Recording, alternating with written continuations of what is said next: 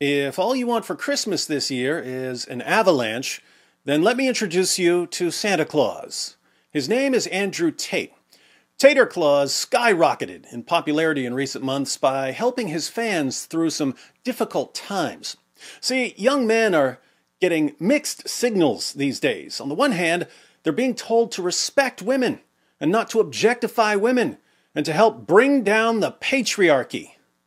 On the other hand, they're being bombarded by videos where women brag about being whores who can get men to buy them stuff in exchange for access to their super wet vajayjays.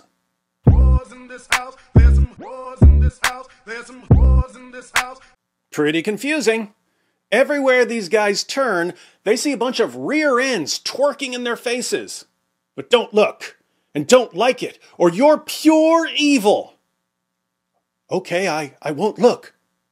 Shame on you for not looking! Women shaking their derrieres in your face while bragging about being whores is empowering to women. It's liberating. So you're evil if you ignore them and don't support their bootylicious badonkadonks. Okay, I'll look at them. How dare you! How dare you stare at those big round buns bouncing up and down! Shame on you for objectifying that woman who's shaking that thing right in your face! Okay, it seems like I'm evil no matter what I do. This woman is literally calling herself a whore. If I agree with her, then I'm calling her a whore too, which means I'm bad. If I don't agree with her, then I'm not supporting her empowerment, which means I'm bad. I don't know what I'm supposed to do here. And it's like this with all kinds of things. If I hold the door for you, I'm supporting the patriarchy. If I don't hold the door for you, I'm a scumbag. Do I open the spaghetti sauce jar for you, or is that sexist? Do I squish the spider, or is that sexist? Do I tell you to hold my jacket while I punch this guy in the mouth for disrespecting you, or do I leave my jacket on and get this guy's blood all over me? Have you seen these videos where a woman is getting attacked on a train and guys are just standing around like they're paralyzed because they have no idea what they're supposed to do anymore? Young men are confused. It's just confusing. Is it sexist to hit you? Is it more sexist to not hit you? I mean, the line gets real blurry. So what do these confused, directionless young men do? For a while, they turned to Jordan Peterson. But their anger and confusion and resentment kept growing, so now they're turning to Andrew Tate, who's basically a younger, dumber version of Jordan Peterson if Jordan Peterson had become an abusive pimp instead of a psychologist. In 2016, Andrew Tate was kicked off the UK version of the reality show Big Brother for a video that showed him lashing a woman with a belt, and another video where he told a woman to count the bruises he'd given her, although, in his defense, the violence was consensual. He was also in trouble for racist and homophobic posts on social media. For instance, he said in a tweet, "The racist lady on the train is right." In another tweet, he said, "If I wanted to see black people running, I'd just threaten them with jobs." After that, Mr. Tate started a webcam girl company, which he described as a total scam. He trained his webcam girls to give fake sob stories to the men who were watching them in order to get the men to send them more money. Tate also founded Hustlers University, an online platform that trains young men to be hustlers. The affiliate marketing program for Hustlers University was shut down after it was declared to be a pyramid scheme. But Mr. Tate continues training people to think like the Tater himself at Hustlers University. Now, we shouldn't point too many fingers at Mr. Tate for taking advantage of confused young men. He saw an opportunity and he took it. This happens whenever there's a significant number of people who feel like they're being targeted or treated unfairly. Someone steps in to be their hero and champion, and the people rally around their new hero and champion. But the person is only able to step in as the hero because of some problem that hasn't been dealt with. We saw this with Black Lives Matter, talking about the organization, not the movement. For decades, a lot of people were saying that they had a problem with police. I don't mean a problem with police doing their jobs appropriately. I mean a problem with certain police officers using their badges to get away with harassing and abusing people. And the response to these claims of unfair treatment was, well, if you have a problem with cops, stop committing crimes, which didn't address the problem. So the problem wasn't dealt with. Then what happened? 3 young women stepped in and said that if everyone sends them money, they'll deal with the problem. So individuals and companies sent these young women tens of millions of dollars, which the 3 women spread around to their friends and family members and used to buy a lot of properties and to invest in the stock market. Horrible thing to do, but they were only able to do it because there was a problem that wasn't being dealt with. So it is with Andrew Tate. Some young men aren't feeling good about the way things are going. They're feeling despised and rejected, lonely and depressed. That's when the Tater steps in and tells them that he can make them successful. He can show them how to be men. So the Tater has amassed a huge following of young men whom we can affectionately dub the Tater Tots. You can condemn the Tater all you want, but he's only there because there was a problem that wasn't being dealt with. He's just taking advantage of it and using it to make endless chunks of money. Might as well be him, because if he wasn't doing it, someone else would. So far, so good. But there's a plot twist. The Tater recently announced that he had converted to Islam. Now, there are reasons to be suspicious. This is a guy who has admitted to scamming people. This is a guy who has told his followers to stir up drama and controversy on social media in order to generate more attention. And there are some significant similarities between the Muslim community and his normal target audience. Muslim leaders are in a state of panic because of what they call the avalanche of apostasy. 24% of Muslim youth are leaving Islam. Previously, according to me, when a person from Saudi Arabia or from the Gulf country went to America or went to Western country, the chances that they would deviate from the deen would be maybe 1 or 2%. That's it. But nowadays, the chances are more than 25%. And if we don't take constructive steps to deal with this, it is going to become an avalanche. What do people do when they're terrified because of an emerging problem? They rally around a hero or champion who promises to deal with the problem for them. This is why so many dawagandists suddenly became so popular. The Muslim world is in a state of panic over the avalanche of apostasy, and Muslims think that dawah can save their children. Pretty much anyone on the planet who wants to take advantage of the Muslim community right now can get away with it. If you're a Muslim, you just tell them that you're going to rescue their kids from apostasy using the power of dawah. If you're a non-Muslim, you can just announce that you've converted to Islam, and you can make up absolutely any reason whatsoever, no matter how ridiculous. Whatever you say, as long as it supposedly convinced you that Islam is true, they'll believe it. And they'll make you the new poster boy or poster girl for their religion. You'll be showered with praise and fame and money. So, when someone like Andrew Tate gets banned from a bunch of social media platforms and then suddenly announces his conversion to Islam, we can't help but wonder if this is part of some scheme. But we'll take the Tater at his word and assume that he's sincere. After all, if his conversion were just a scheme, it would be a pretty dangerous one because Muhammad ordered his followers to execute apostates. We'll give the Tater the benefit of the doubt and assume that he's telling the truth. So, why did a webcam pimp and professor at Hustlers University convert to Islam? Well, he tells us in his interview with part-time stripper Mohammed Hijab. On a side note, since Hijab likes stripping so much, maybe the Tater can get him a webcam job.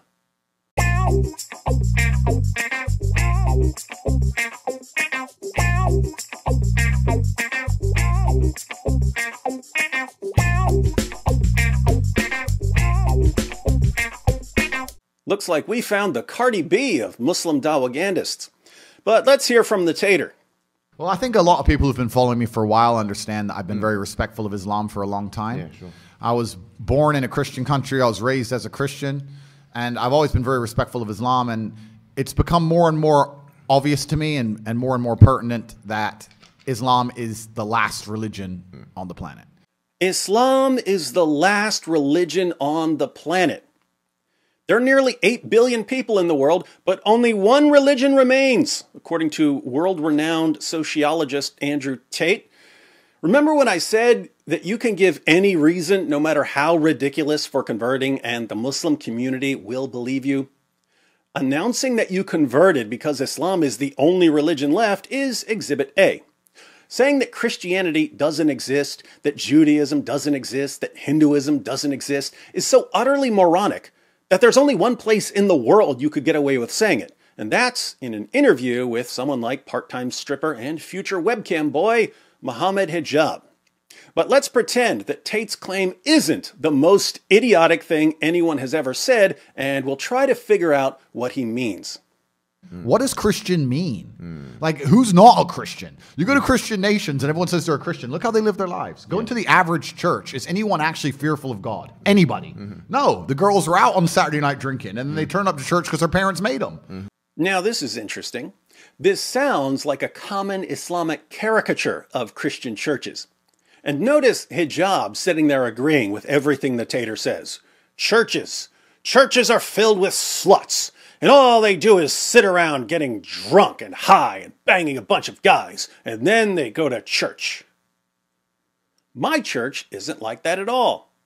My last church wasn't like that at all. My church before that wasn't like that at all. Maybe there are churches like that, but I've never been to one. And yet, according to the webcam king and his new part-time stripper bestie, it's okay to completely generalize churches in this way. You Muslims who are watching, let me ask you this. If you were watching an interview between a Christian preacher and a former Muslim who had just converted to Christianity, and the former Muslim said, "I left Islam because Christianity is the only religion left in the world. Islam is dead because the mosques are filled with terrorists. All they do in mosques is sit around learning to build bombs and plotting the next attack. It's all they do there." If you saw that, would you think that the former Muslim had any integrity whatsoever? Would you think that his generalization was okay? Wouldn't you be thinking to yourself, what's this lunatic talking about? We're not building bombs in my mosque. Now, are there lots of Christians who don't take Christianity very seriously and so they don't try to follow Jesus? Yes. And there are Christians who take Christianity very seriously and dedicate their lives to following Jesus. Are there lots of Muslims who don't take Islam very seriously and so they don't try to follow Muhammad? Yes. And there are Muslims who take Islam very seriously and dedicate their lives to following Muhammad. Every religion has a spectrum of followers. So, talking to the Muslims who are watching, why is it that when you look at any other religion, you point to the people who aren't following it and you say, "See, that's the religion." But when we look at Islam, we're only supposed to look at the absolute best Muslims if we want to know about the religion. Why do you cheer when people apply ridiculous generalizations to every religion but yours? Is that the only way to make you feel good about your religion? But the Tater's got more. The great webcam guru and Hustlers University professor says that Islam reflects his personal values. Islam very closely reflects my personal beliefs. Through my personal life, I've learned that if you don't have standards and you're not a strong person who's prepared to defend his ideas, you will be crushed. Yes. And we look at most religions in the world today which are not prepared to defend their ideas. What's happened to them? They're just getting crushed. Did you catch that? Islam is ready to defend its ideas. Other religions aren't. What could he possibly mean here? How many Christian apologetics books and Christian apologetics ministries and Christian apologetics channels are defending the ideas of Christianity? A bunch. Are there Muslims who defend Muslim ideas? Of course there are. Are there Jews who defend Jewish ideas? Of course there are. Are there Hindus who defend Hindu ideas? Of course there are. Are there atheists who defend atheist ideas? Of course there are. So what can he possibly mean here when he suggests that Islam must be true because Islam defends its ideas? Well, as it turns out, he's not talking about defending your ideas with arguments and evidence. He's talking about defending your ideas with violence. He made this much clearer in an interview before he converted to Islam. Watch him explain, before he converted to Islam, how Islam fixes the problems that men are facing. Islam fixes a lot of the problems that men are currently facing. The problems we're discussing on this show, Islam fixes all of them, right? Islam fixes problems. That's why so many men are packing their bags and moving to Muslim countries, because Islam fixes problems. Wait a minute. That's not what's happening at all. Millions of Muslim men are fleeing Muslim countries and moving to the West because they can't stand living in Muslim countries, despite the fact that Islam supposedly solved all their problems. Oh well, maybe they're coming here to fix all the problems. If I had to bet on one religion as if I were betting on the stock market for the future, you have to bet on Islam. Because Muslims are intolerant. I'm not saying that disrespectfully, because if you're tolerant of everything, then you stand for nothing. What did he mean earlier when he said that Islam is the only religion left in the world? He just told you. Islam is intolerant. Other religions are tolerant. So Islam is the only one that's going to survive. If he's going to pick a religion, he's going with Islam. Tell us about Christians, Tater. Christians are so tolerant now. You don't believe it. They have gay pastors that I'm not even anti-gay, but if the book says don't have, like, what do you believe in now? If you're tolerant of everything, you stand for nothing. This guy really, really needs to do some research. There are gay pastors, and Christians don't kill them, so Christianity is doomed. That's interesting. Want to see how fast you can expose someone as a hypocrite? Meet America's first openly gay imam. Here's another gay imam helping LGBTQ Muslims in South Africa. Oh look, it's a gay imam in France. And here's a gay imam in Canada. And another gay imam in Australia. You Muslims who are watching, please explain this to me. If someone says to you, there are gay pastors, so Christianity is dead, and there are gay imams, so Islam is the religion of the future, how do you not spot the inconsistency? I really want to know how complete, utter, total hypocrisy became the foundation of your religion. But Tate isn't done. Believe it or not, he's about to say something that is absolutely correct. I can walk through London with a t-shirt saying Jesus is gay and nothing will happen to me. If I did the same thing with the Islamic prophet, I'd be dead before I got to the end of the street. Boom. Why won't Christians kill you for mocking Jesus? Because Jesus specifically commanded his followers not to kill for him. If there was ever a time when it would have been appropriate to defend Jesus with violence, it was when a mob showed up to take him and crucify him. And his followers were ready to fight. What did Jesus say when Peter pulled out a sword and took a swing to protect him? He said, "Put your sword back into its place, for all who take the sword will perish by the sword." And then he goes on to say that if he really wanted to defend himself from these guys, he'd call out the angels. Jesus didn't need his followers to defend him with violence. But Muhammad ordered his followers to execute people for making fun of him. So Islam must be true, according to Andrew Tate. Here, watch. That's how much they believe and respect. And I respect people who stick up for what they believe in. Yeah. It's not even about me believing in it. I respect them because they believe and they will defend. Muslims are the only people who will defend their religion. They will defend their beliefs. They refuse to be mocked. They refuse to be insulted. And I respect that about them. Did you catch that? Remember earlier when he said that Muslims defend their ideas? We were wondering what he could possibly mean, since lots of other religions and ideologies defend their ideas. In context, we see what he meant. Islam defends its ideas with violence. And in Andrew Tate's mind, this means that it's going to outlast all other religions. And so, if he's going to join a religion, he's going to join Islam, because it's the only one that's going to survive feminism and LGBTQ issues and so on. Notice, there's nothing in Andrew Tate's conversion that has anything to do with Muhammad being a true prophet because X, Y, and Z. Tate converted because he's worried about how quickly the world is changing, and he thinks that Islam is the only thing that can protect him from all the change. So, what's actually going on here? Again, what happens when people feel threatened, feel like they're in danger, feel like they're being targeted? They start looking for someone or something that's going to protect them. That's why the tater tots turned to Andrew Tate. But Andrew Tate just did the exact same thing with Islam. He became a Muslim because he thinks that Islam is going to protect him from all the things that are scaring him about the world.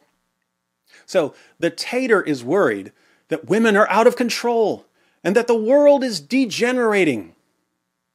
What's going to protect him? Islam. Did he convert to Islam because it's true? No. Islam, to him, is a means of social control. He's running to Islam for protection from a scary world, just like a young man who runs to Hustlers University for protection from a scary world. This is the most pathetic conversion story I've ever heard. Islam, can you protect me from women who don't do what I say and from all the gay people? Pathetic. So, how is this guy being paraded around the internet as the latest proof that Islam is true? He's being paraded around the internet because Muslims are so desperate to find some sort of confirmation for their religion in the midst of the avalanche of apostasy that they'll cling to anything. They'll cling to a guy who made his fortune by having women shake it in front of webcams for guys who were jerking off in front of their laptops. They'll cling to Andrew Tate, not realizing that all he's going to do is speed up the avalanche. What a religion. This really makes me want to sign up for Hustlers University so I, too, can learn to be an insecure little control freak who runs to Islam to protect me from girls talking back to me. Well, that's my take on the tater, but we're not done. Because my friend John McCrae also went through the tater's story, and believe it or not, John found some problems. Be sure to check it out.